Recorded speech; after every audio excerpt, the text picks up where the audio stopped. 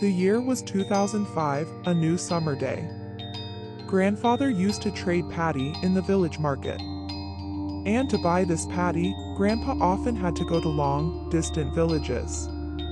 He used to go around different villages all day and often return home by 8 p.m. But that day, Grandpa went to a very distant village to talk about buying patty.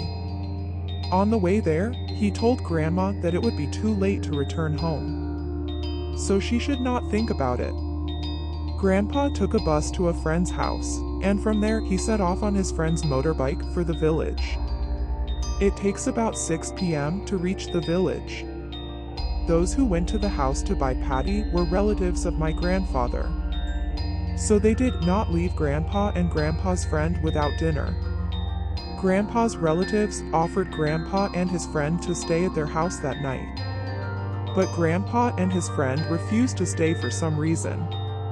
After finishing the meal, it was almost 9 o'clock at night when Grandpa left the house. On the lonely streets of the night, Grandpa set off on a motorcycle towards home. That night, when he first passed through the village road, Grandpa did not notice any kind of people or vehicle in the distance. However, after getting on the pitch road, 2 buses and some trucks sped past their bikes. At 10 o'clock in the night, after dropping Grandpa off at a small bus stoppage and saying goodbye to him, Grandpa's friend rode his bike home. After some time, a bus came and stopped at the stoppage. This was probably the last bus of the night. Grandpa quickly got on the bus. When Grandpa got off the bus in front of the road to his house, the clock struck 11. This time, Dadu has to walk for about 45 minutes to reach his house along this road. Because of this late night, no Toto or van can be found on this road. Grandpa took a small torch out of his pocket and walked down the street to the light of the torch. What else is on the village road? All around are just crop fields and fields. Grandpa is walking alone on the street. There are no signs of people around. After crossing the road for a while, Grandpa's body suddenly became creepy. Grandpa clearly felt as if someone was following him behind him. Grandpa heard from many people in the village that this road is not good.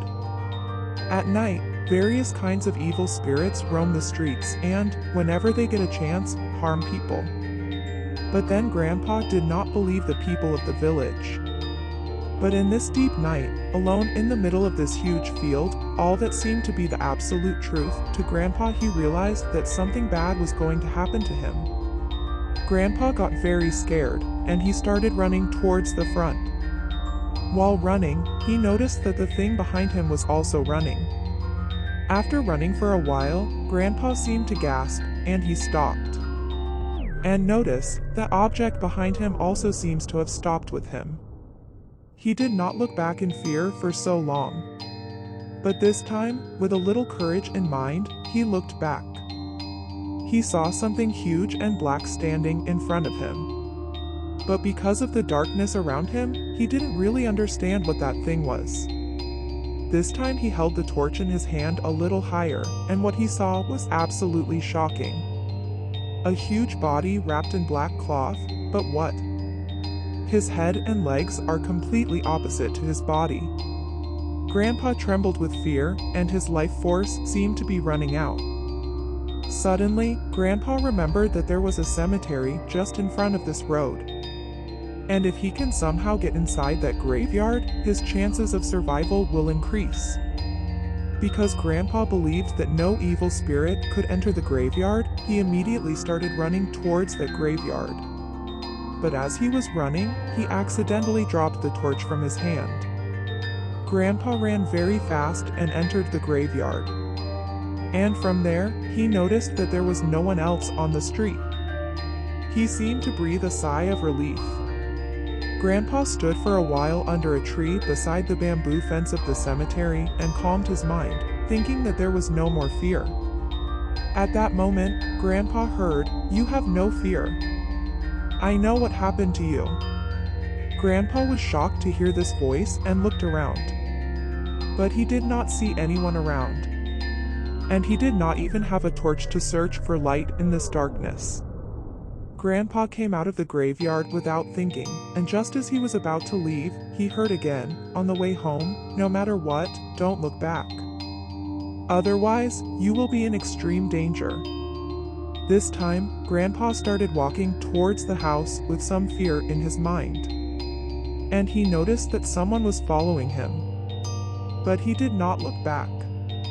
After walking for some time, Grandpa entered his own neighborhood, and just then he heard, "You leave this time alone. And you have no fear. From here, I can no longer go forward." Grandpa heard that and started walking quickly.